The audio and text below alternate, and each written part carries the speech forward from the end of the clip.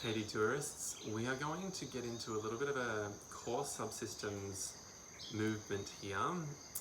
It's not going to be a long practice, but it is probably going to be a bit shaky. We're going to try and find some ways in which we need to focus some future work, and we're going to get into some core stability work. And what I mean when I say core stability is we have subsystems of our core, and these subsystems help to stabilize our trunk and our torso, and these muscles are really important not only in the stability of our trunk, but then when we have stability of our trunk, we get greater control over all of the other movements that our body does, especially when it comes to moving our limbs from there. When we don't include things like our core subsystems in the work that we do, then we oftentimes get a situation where we don't have as much control over our full range of motion.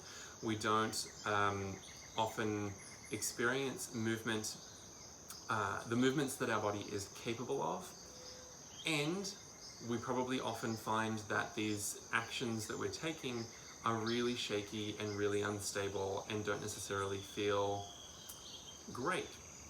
So working on our core subsystems, in this practice, in this video, we're mostly going to focus on the transversus abdominis and the internal and external obliques. Okay, there are other subsystems of core. This is what we're going to work on for this particular video. You'll notice that I've got a little ball here. If you've got a ball of some description, if it's a self-massage ball or a tennis ball or something like that, have that handy for this work so that it can help us to determine where our torso is relative to the ground.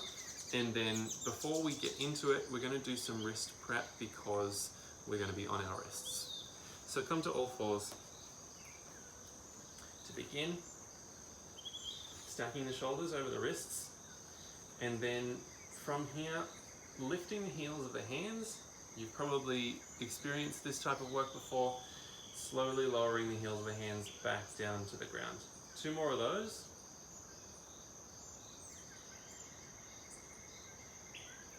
Really slowly lowering the heels of the hands.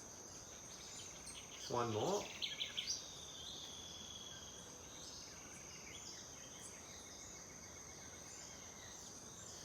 And then shifting the body in a bit of a circular motion, coming forward as much as the wrists will allow, and going in the opposite direction.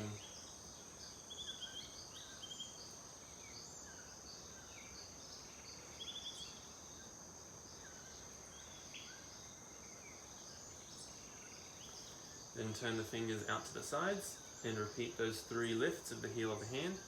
Lift on up, pause at the top, slowly descend the heels of the hands after that. 2 more.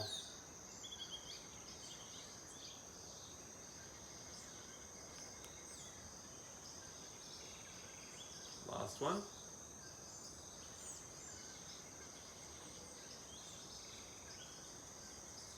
And then take a moment to give the wrists a little shake.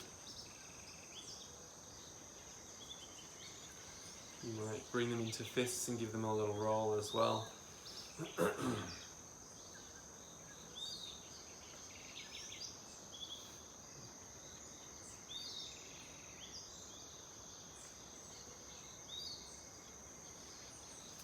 then reach for your ball.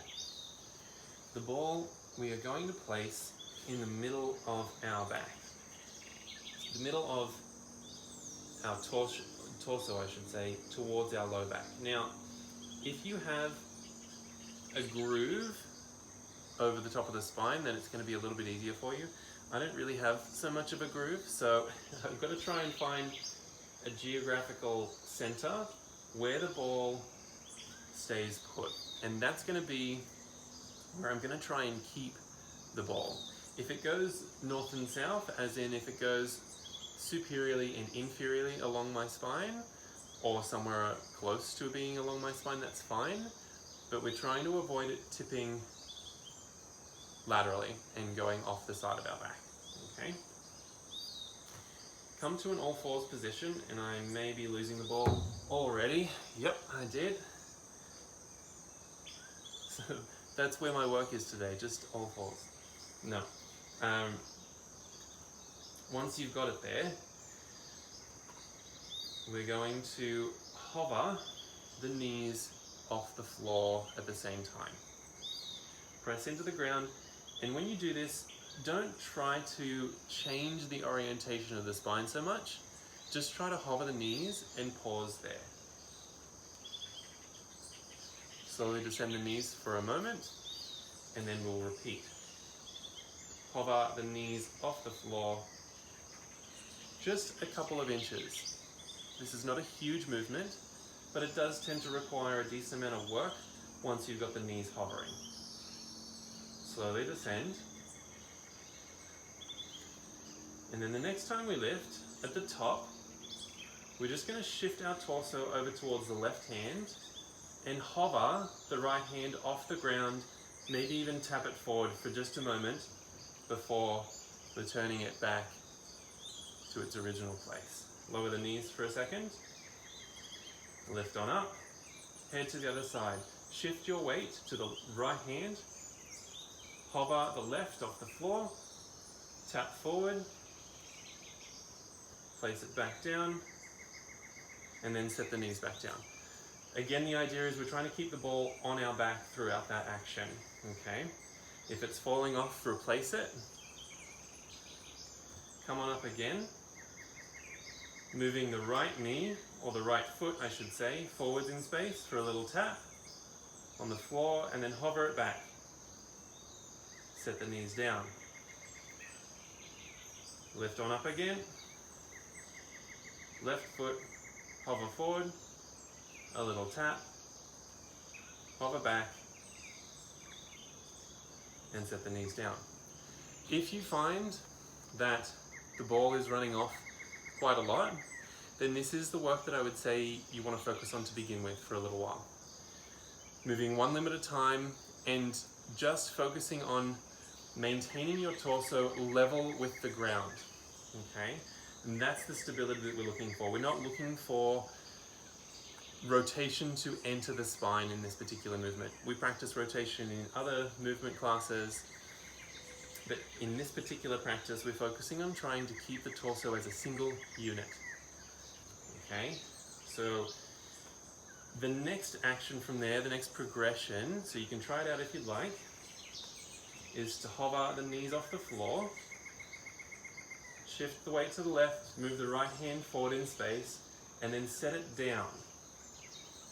Come forward a portion, and then move the opposite foot, so the left foot forward. Shift weight to the right, take the left hand forward. We're now combining these individual actions to essentially hover our way forward in space. Nice and slowly.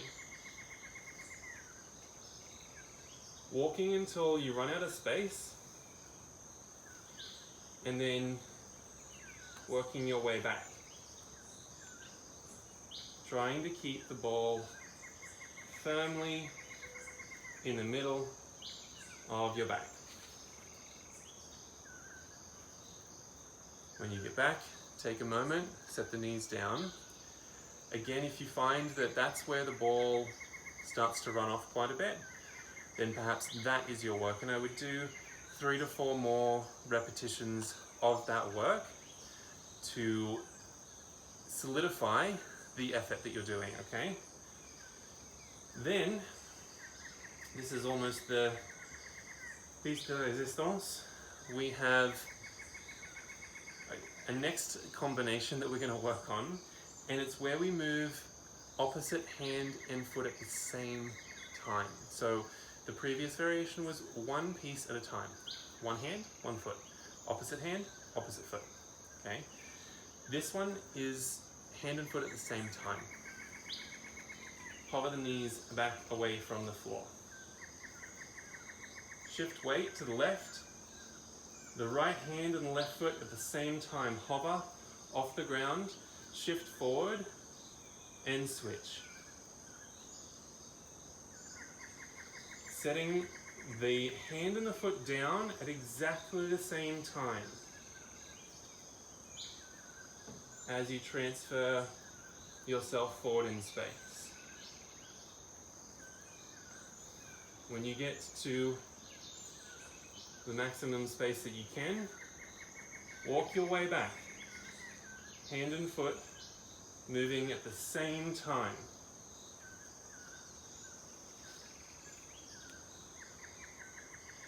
And when you get back to your original place, if you haven't yet felt some shaking, then do that 16 more times.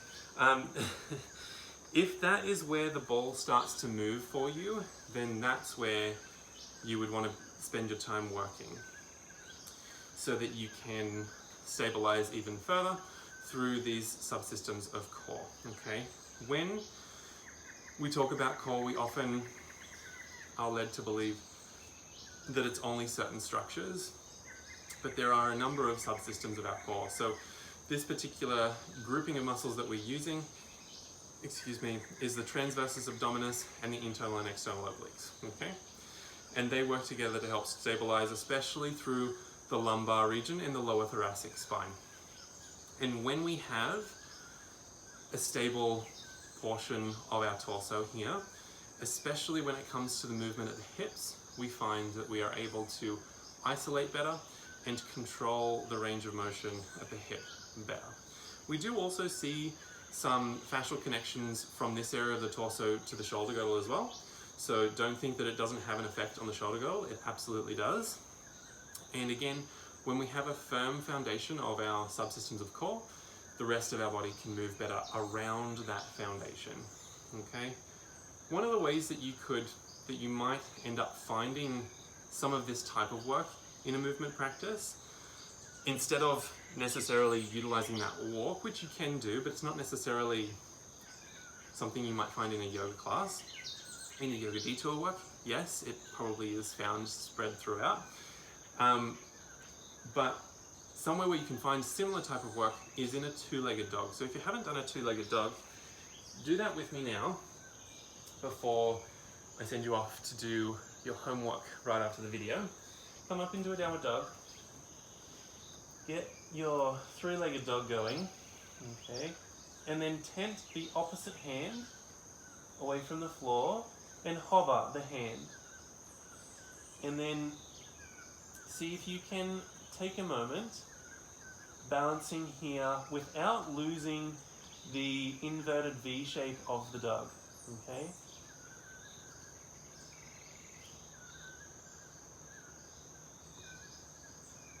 Do a little switch. Get that other leg up nice and high.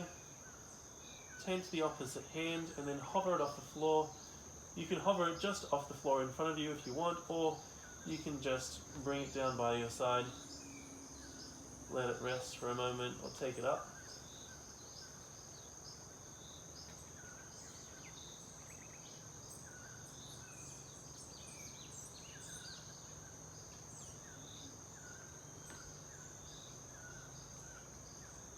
Set yourself back down. And now what I would encourage you to do, because if I just do it on video, then you're just gonna be seeing me suffering in front of you, and that doesn't help anybody. What I would get you to do now from this moment is to go back and do another 5 minutes of whichever one of those variations of our subsystems work you found to be your point, where you found that the ball kept running off. And then once that becomes stable, once the ball is relatively stationary there, that's when I would add the next piece, up to the point where we're moving opposite hand and foot at the same time, okay? And that can be something that we can then, if you're there, you can continue to refine with slower and slower movements, working on the same arc at the same time, things like that, okay? Hopefully you found something in there that you can spend a little bit of time on, and hopefully that ends up supporting the rest of your other movement practices that you experience here. Thanks so much for joining me. I apologize in advance for the shaking And also, you're welcome a little bit as well, and I will see you again very soon.